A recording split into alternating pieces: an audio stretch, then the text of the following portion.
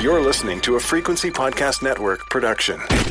The Brock and Dalby Podcast. This is the Brock and Dalby Podcast. Welcome to Wednesday. My name is Brock. I'm Dalby. Not to go all old man yells at cloud, this generation is too soft. But I want to run something by you and see what you think. My kids came home the other day.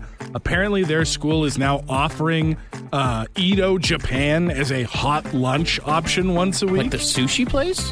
Yeah, so you can either get full-on chicken teriyaki ramen or a 10-piece sushi platter once a week from Edo Japan delivered to these kids in school. What fucking school are your kids going to? This is what I'm saying. I feel like I put my kids... When did you kids go to a private school? I put my kids in a regular-ass city public school, and all of a sudden my son is like, can I have money for weekly sushi? Like, what the fuck? When I was in school, we got one flat-ass McDonald's cheeseburger and some orange drink once a business quarter, and we were happy for the opportunity. Like, we had hot lunches, and it would usually be like a grilled cheese or pierogies or something, but my mom actually never signed up for hot lunch. Really? No, she refused to pay for it. She was like, why am I going to pay for someone to bring you lunch when I can just make you lunch? Isn't your mom notoriously, by your admission, not a great food preparer? Yeah, this bitch would make us cheese sandwiches. I apologize, Mother. I did not mean to call you that.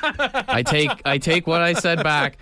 Not about the food. No. The thing I said about it. You got wrapped up in the moment. It's understandable. Yeah. But yeah, like... I mean, I'm not about to make my kids a 10-piece sushi platter, but like, what's wrong with a bologna and cheese sandwich every day? Mm-hmm. Do they even have pizza days anymore? Yeah, on Fridays. Our friends of the show here, Gino's Pizza, do hot lunch Fridays. So I told them, I said, you can have one or the other. I'm not buying you 2 fresh meals a week. I did used to love pizza day because we would have to line up in the hallway at like the first elementary school. Yeah. So I would just be like, you'd pay with one person, and then I'd be like, I got 3 slices of pizza.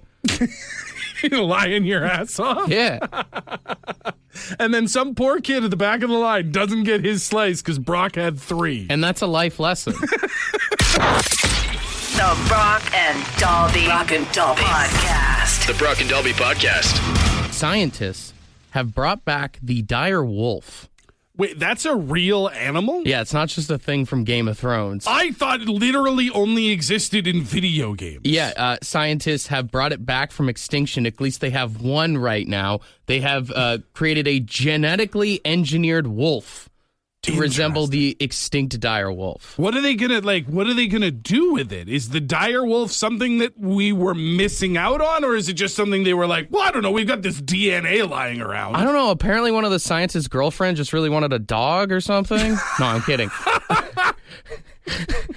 I don't know. It's the same company that was trying to bring back the woolly mammoth, if you remember that story from last year. Oh, and didn't they end up engineering woolly mice instead? Yeah. Just fuzzy-looking mice? These people might need some oversight. And it just seems like we're getting closer and closer to Jurassic Park every single day now. Why don't people understand that Jurassic Park was not the idea of like, oh my God, wouldn't this be so cool? It was a terrible idea. The dinosaurs killed everybody. Don't do this. I feel like the only way that bringing extinct animals really works is if we're allowed to hunt and eat them. If that's the only purpose. Yeah. To save the animals that we currently have and to expand on, we're always talking about like food shortages and we're in low supply of things. Well, they're always making like genetically modified fruits and stuff like that. Right. Yeah. If you could save a few bucks at the grocery store right now because you're buying some genetically modified mammoth, like I'd do it. Do you think that people would protest though? Like if we had genetically engineered rhinos with big long horns and stuff like that, and we just bred them and took the horns and sold them, would people leave regular rhinos alone? And would protesters be like, oh no, those rhinos are fine, they're from a lab. Yeah. Kill them all you want. Yeah, it doesn't matter. It's like having sex with a robot, right? Who's the victim? There's here? no feelings involved. The Brock and Dalby Podcast. Since scientists are bringing dire wolves and woolly mammoths back to life, what's something that you would bring out of extinction? A Toronto Maple Leafs Stanley Cup winning roster. I'm for that. I'm for it. I think what we're looking for is we're looking to bring back Harold Ballard. That guy's been haunting the team for like 40, 50 years now. We just need to bring him back and things will go back to normal. Makes sense to me. I like that. Let's just bring back an old guy. There's also a text, I think it was from Matt, that said, I'd love to bring back the 92-93 Blue Jays from extinction. I think there's a lot of folks that would agree with that one. We've got friend of the show, Graham, on the phone. What's something you'd like to see come out of extinction? I was saying the dodo. Does the dodo bird lay eggs? I mean, there's an egg crisis right now. This is what I'm saying. Maybe I am on board with this. Any bird we can bring back to help boost the egg population and lower the prices at the grocery store is not a bad idea. If we can make the dodo bird come back, maybe Trump will take the tariffs away. Here's to hoping, yeah. We bring him one dodo bird egg and be like, would you like to trade? Yeah. A dodo bird for a dodo bird. Yeah. Yeah, that's awesome. No, it's a good idea, man. We got to pass that on to some scientists. Honestly, that's probably where we should be living, is like anything that lays eggs right now should be something we should be looking at bringing back. Anything that prevents tariffs? Yeah. All right, we'll take one more call. We got Calvin on the line. What's something you'd bring out of extinction, dude? Oh, the McLobster. I've never had it, but it seems like a fun way to die, you know? Seafood, McDonald's, just not a good time, but... If we can bring back anything, though, food-wise, let's get real.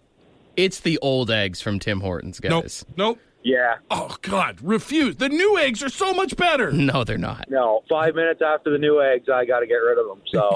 Give me the old eggs and give me the old peach drink at Tim Hortons. That's what I want back. Ooh, yeah, the bottles. Yes, the bottle. Oh, my God. Yeah. Trump the bottle. The fountain drink, peach drink. Oh, yeah. This is insanity that you guys are sitting here talking about bringing back things to Tim Hortons and neither of you has even mentioned the bread bowl. Oh, my God, yes. I don't know, they brought back the blueberry fritter already, so my life's complete.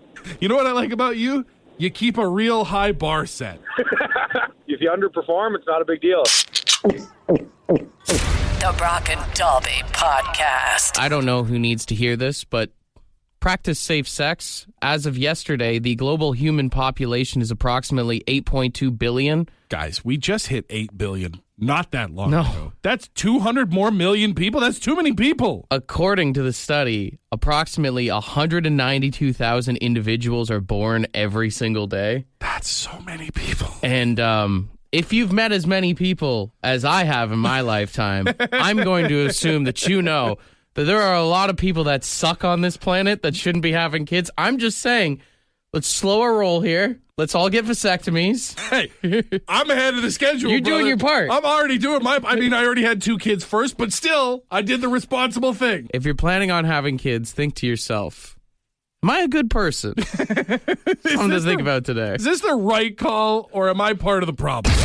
This is the Brock and Dalby Podcast. I'm having an I feel old moment. My son came home yesterday from school. He's been trying out for, I'm not sure if it's road race or cross country, some sort of long distance running program that they're doing there. Track and field stuff. Something like that. He came home yesterday and he's like, Dad, I think I'm going to make the team. And I was like, oh, that's cool. They had like a tryout thing. And he's like, yeah. Basically, he's, again, 8 years old, grade 3. He goes, basically, if you run around the track 6 times without slowing down or walking, then you can compete in the race. And I was like, I don't think I make that team, man. You don't think you can do 6 laps? 6 laps around a full size, like their school, I'm pretty sure, has a full size 400-meter track. Yeah. 6 laps without slowing down at all? What is that, 2,400 meters? 2,400 meters of consecutive running in this economy? I don't think so. I don't know. I run, so it's not that See, bad. that's the thing, right? You run. I don't. Yeah. I do not carry this frame for speed. Yeah. Or for distance, for that matter. Sure. Like, I think me versus my 8-year-old son. I would love to see that, by the way. In a 2,400-meter race, like, I think I would finish before him. No way. But I got to walk it off. There's no a way few you times. finish before him. He's 8. I've seen that kid. I've seen him run around your house.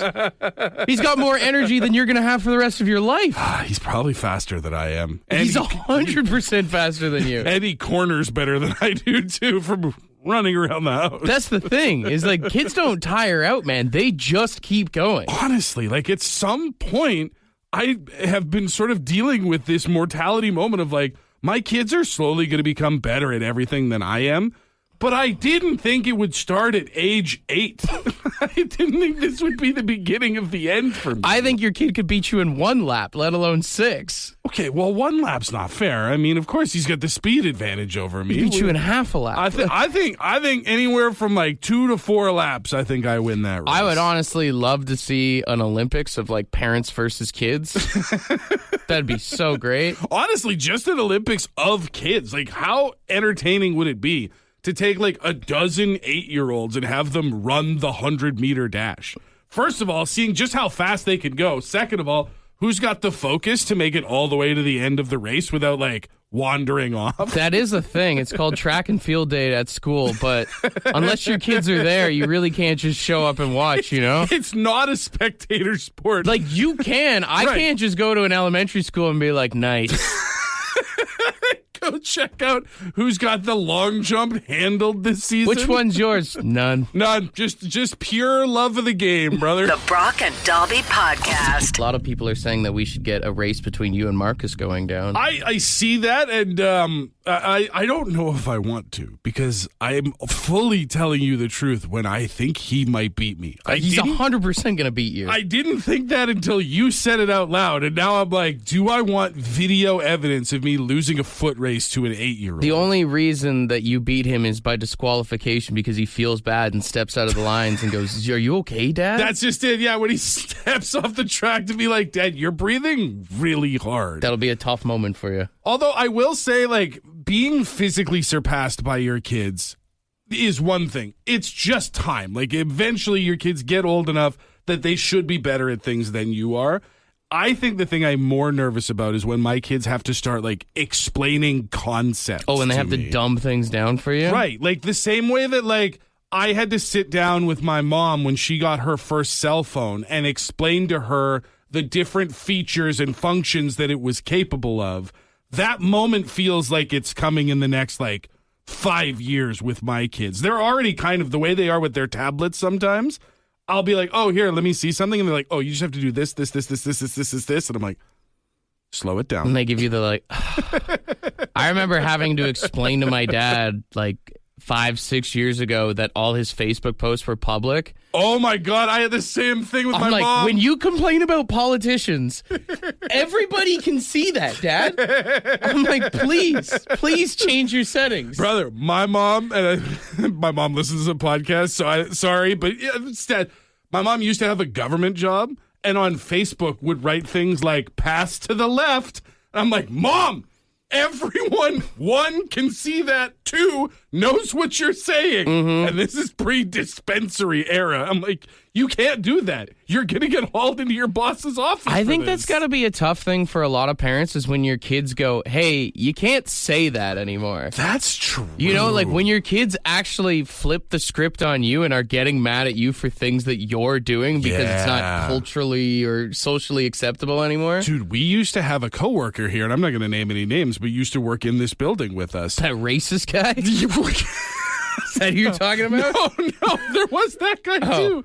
No. It was a female coworker whose dad would post some just absolutely sideways things on social media. And I remember her coming into work and just being like, "He did it again. I don't know how to tell him to stop." And as a parent, it's got to be confusing where it's like, you don't tell me what to do. You know, you're not in charge of me. I'm the one that sends you to your room when you say bad things. Yeah. You can't tell me not to say things. You're supposed to act like I do.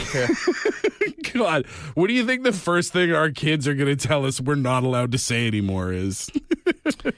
I don't want to know, man. It's probably going to be something that we think is totally normal right now. Well, and like 20 years from now, we're going to be like, "Oh no." That's the one thing that freaks me out about having a podcast. It's just everything that we say is now like officially on the record. 273 episodes available for scrutiny in the future. If you ever want to cancel us, just skim through the podcast. I'm sure there's already something there.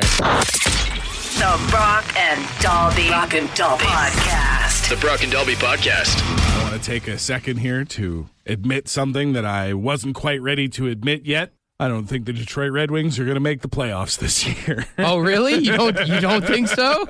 A tough loss against the Montreal Canadiens yesterday, and it got me looking because it basically, not officially but unofficially, sort of locked in. Montreal is probably getting a wild card spot.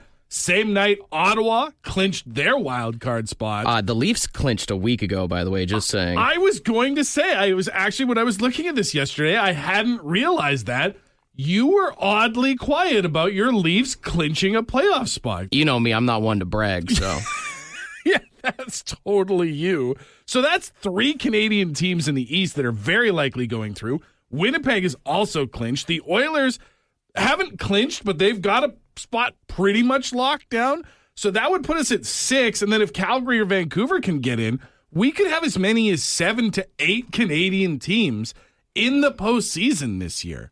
And so I wanted to ask you, as someone who cheers for a Canadian team, is this maybe the most important year for Canada to win the Stanley Cup with everything that's going on? I mean, I've never bought into the idea that you should cheer for the Canadian team, but I think you're kind of right after the Four Nations Cup there. Yeah, man. I think patriotism is at an all-time high, especially in hockey right now.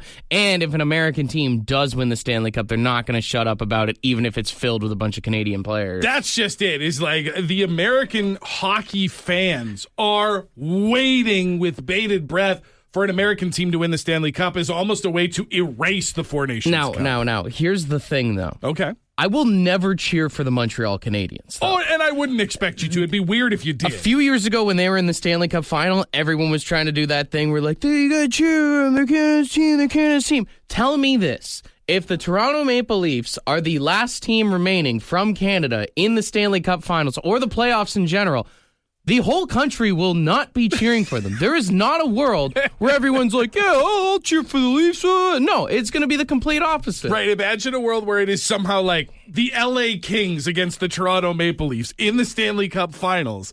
Are we all of a sudden Leaf fans, or more realistically, do a bunch of Canadians start cheering for the Kings? And I know a lot of people are like, oh, that's very unpatriotic of you. You got to cheer for the Canadian team, whatever.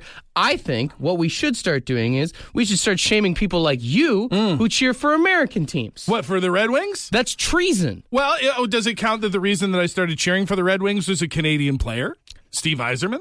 No. Oh, okay. That's a bummer. I thought I really had a loophole there. No. You should cheer for a Canadian team. Why are you taking all your fanfare on the other side of the border? I think the nice thing that I had was not being geographically bound to be miserable for my entire life like you. You were born in Ontario, in the vicinity, in the shadow of the Toronto Maple Leafs, and therefore you've had to suffer for longer than you've been alive, whereas I was born in the territories and given free will to choose whatever team I wanted to support, and I know what a Stanley Cup victory feels like. I'm sorry I've never left my country for another love. I don't think you know what love is yet. The Brock and Dalby Podcast. It's time for Brock and Dalby's Draft. All right, since it's Aerosmith, we were talking about how a lot of people say that Dream On has the best scream in rock music. So we're doing a draft of the best screams. It's tough to narrow this one down. This is one that if we did a dozen rounds, we could come up with obvious answers, but only getting 3 picks each. And you've got the first overall pick, so I'm scrambling over here to try and figure out what you're going to take and what I should have on deck. I think the first pick does deserve to go to The Who. Thought so. It has to go to The Who. I mean, honestly, it is one of the most iconic screams of all time. It makes the song iconic, the way it's been used in media. Even if you don't know the song, you've seen it in CSI a million times. That's just it. It is a famous scream that sort of transcends the band even. So a very obvious number one pick. For my number one, another one that maybe not as transcendent, but just as powerful, I go to The Number of the Beast from Iron Maiden.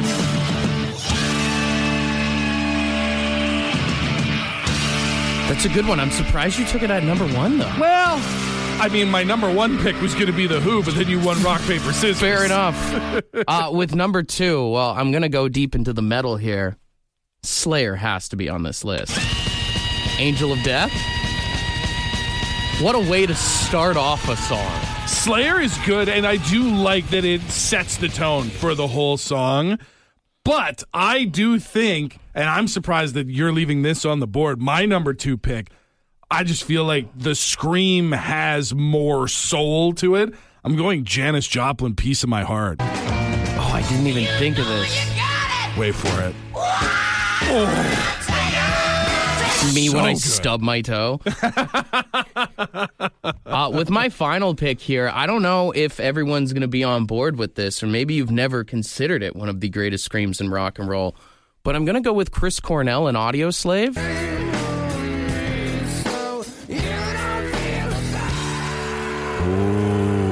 The length, the gravel in his voice. Yeah, man. Listen how long this goes. He holds this. The duration. And then just goes right back into it. It's on par with the Number of the Beast Scream, the Maiden one, and just for like, how are you still... Did Chris Cornell smoke cigarettes? Like, how did he not cough halfway through that? You have a great list, and I will fully understand if people vote for you, but I do think my third pick may win a couple over to my side, and another one you might not have even thought of. I'm going with Joe Cocker's With a Little Help from My Friends.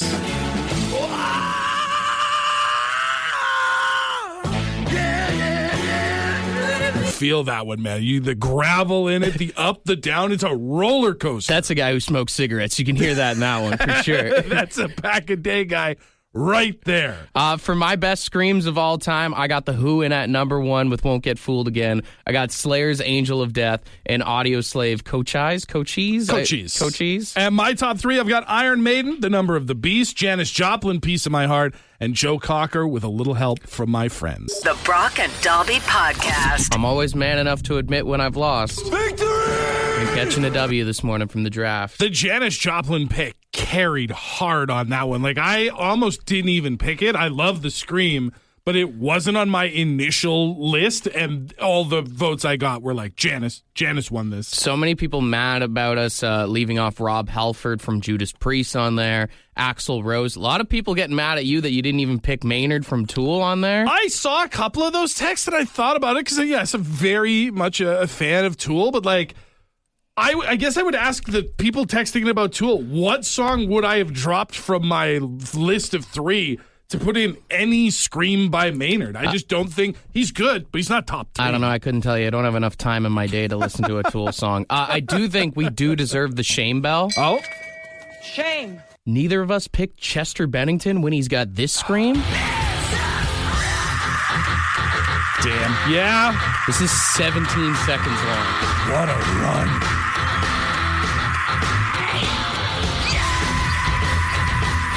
Oh, rest in peace. What an angel. Yeah, that definitely could have fit on one of our lists for sure. I'm thinking about it now. If you take that one, we may have a completely different outcome. One thing I was thinking about is, we're talking about all these screams in rock music. What do you think all these rock stars were like as children?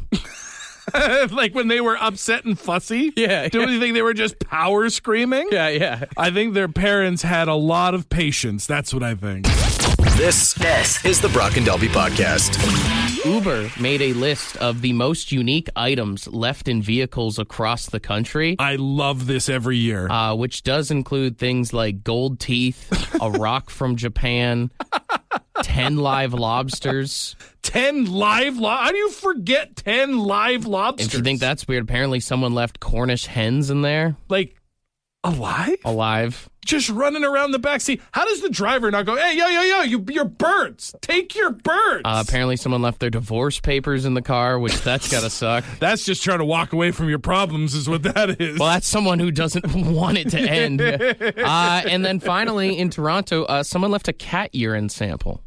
Oh, that's unfortunate. Imagine showing up to the vet like, oh, here, I brought the cat sample. Well, the real question is, how did they find it? Was it still in, like, the container? Right. Was it spilt? One of those things that you see from, like, a Life Labs, the little clear with the orange screw-on lid. If you've ever left anything in a taxi or an Uber, you know it's like a pain in the ass to try and call them and be like, hey, can you check your back seat? Yeah. Like, you're going to know it when you find it. Hey, can you check the cup holder for some cat pee? I left some piss in your car. The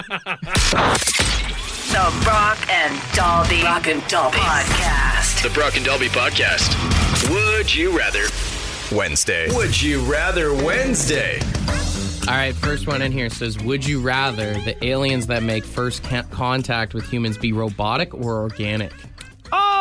I feel like if they were robotic, we would probably stand a better chance of disconnecting them True. if they tried to fight us. But also, like, organic would be pretty cool. Yeah, I would just be curious to see how similar organic aliens are to the, like, generic stereotypes we've come up with in sci-fi. Also, I mean, the probing thing with the robots would probably hurt a lot more. Absolutely, yeah. They probably wouldn't have any sympathy. Would you rather have a Big Mac or a Quarter Pounder? You know what? I've never been a Big Mac guy. I just having that extra bun in the middle feels unnecessary. Life hack, get the Quarter Pounder, make it like a Mac. You get the bigger patty and you still get the Big Mac feel. Yeah, no, I would still rather have the Quarter Pounder myself, especially now that I'm on the Ozempic. Would you rather lose the ability to read or lose the ability to speak? I mean, I guess for what we do, I'd rather lose the ability to read. That's just it. I feel like if I lost the ability to speak, even just outside of this job, There's probably some people listening that are like, I wish you'd lose the ability to speak. it would become so difficult to communicate with people, whereas, like, I hate to say it, but I know people who can't read, or at least not well, and they seem to be doing fine. With that being said, someone said, would you rather know the history of every object you've ever touched or be able to talk to animals? Now, I've said before in these Would You Rathers that I don't want to know what animals are thinking. I don't want to know what my dogs are thinking. But then at the same point, everything that you touch, I don't know if you want to know the history of it. That's just it. I want to talk to animals. I think that would be such a cool ability to do, as long as I could control and I'm not just hearing every animal that goes by. The history of every object you touch. Let me just give one example that proves why this would be a nightmare. Hotel bed. Oh, dude, public washroom. Laying in a hotel bed, flushing a public toilet, and all of a sudden your mind is flooded with all of the people and all of the things that have come into contact with whatever it is. No, absolutely not. That's a torture device you would use to get nuclear codes out of the bad guy. What's another one here? We'll wrap up. Someone said, would you rather be able to control animals with your mind or control electronics with your mind?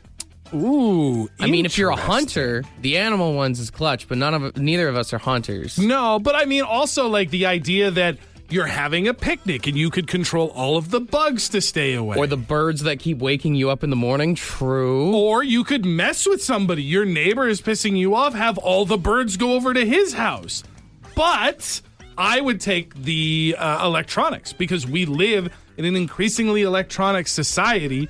I could literally just look at an ATM and tell it to give me money. Yeah. Honestly, you know what I mean? Like, don't get me wrong. If I have control of everybody's electronics, I will become a supervillain. Unapologetically, but I will live an amazing life. And also, just imagine all the green lights you could get on your way to work. Actually, what am I talking about? You don't need to work if you have control of the ATM. Absolutely. I'll just have the stock market wire me some money every morning. The Brock and Dalby Podcast. I know that Thanksgiving is not for a while, but can I say that one thing that I'm thankful for is that neither of my kids have shown any interest in going to see the Minecraft movie in theaters? Oh, man. I heard that's making a killing at the box office right now. Well, because it's become a meme. Have you seen this, like the clips of people going and like screaming and yelling lines from the movie? No. Dude, check this out. This is, I believe, in Seaford, New York from a few days ago. Police were called to the theater because the crowd got so unruly during a scene in the movie where Jack Black yells the phrase chicken jockey, which apparently is relevant.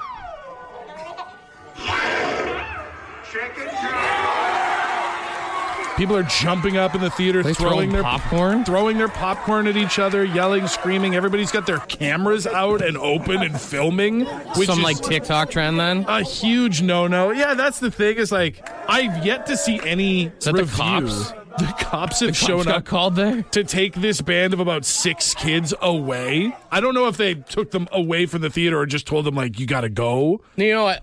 I'm all about fun. I used to have fun as a youngster myself. Oh yeah. But those poor theater attendants that got to clean up all that crap, man. That's just it. Like you see when he yells chicken jockey in this clip, popcorn flying everywhere, and you just know that there's somebody out there making not nearly enough money sheds a single tear, and I got to clean all The of problem that up. is if it is like a TikTok trend, that just means one person did it, and now every kid is seeing the video, and they're making plans to go and do it. Well, it's like with the, what are the Despicable Me or Minions movies where all of a sudden everybody was dressing up in like full suits and showing up, and again, same thing, yelling, screaming, filming, ruining it for everybody else. It's a weird bit of irony for movie theaters because this is probably going to become a problem and become a pain in the ass, but then at the same time, it's like the first time they're actually making money in a few years. Well, and you know that if you're one of the studio executives, like from the moment the first trailer for the Minecraft movie was released, everybody's been crapping on this. Is like, it looks terrible, it looks stupid. Even people who like the game are like, what is this garbage? Yeah.